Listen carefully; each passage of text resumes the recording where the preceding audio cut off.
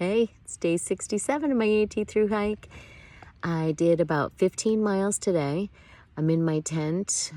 Just had a little rainstorm pass by. Last night I stayed at Mountain Home B&B in Front Royal, Virginia. And it was a good stay, and had breakfast this morning, which was delicious, but not quite enough for my hunger. So I ended up eating a honey bun from my food bag, like not long after I left there. The terrain today was pretty good for the most part. I mean, there were a couple tough climbs during the heat of the day, like at the middle part of the day when it was super, super hot.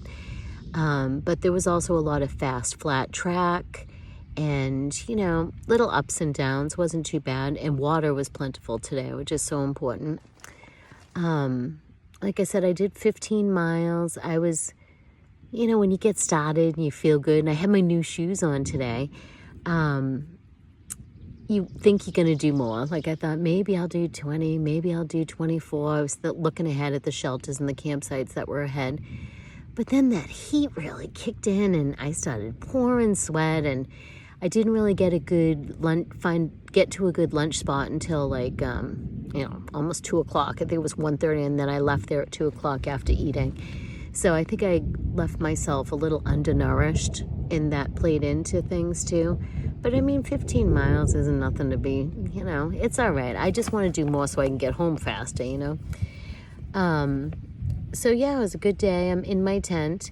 I'm kind of kicking myself for not having ordered a new tent yet, because I love this tent, but the seams are leaking in a couple of places, and maybe I can try some seam sealer, but I just keep kicking myself. Here I am more than 2 months in, and I still haven't done it. And I think I noticed this stuff like week 1 or week 2. I'm also looking at, tomorrow. Water looks good again tomorrow, which is great. And since I'm tenting, I can probably get up and get an earlier start before the real heat kicks in. Maybe get in like 8 miles before 10 a.m. or something. You know what I mean? Just to get a big bulk done would be good.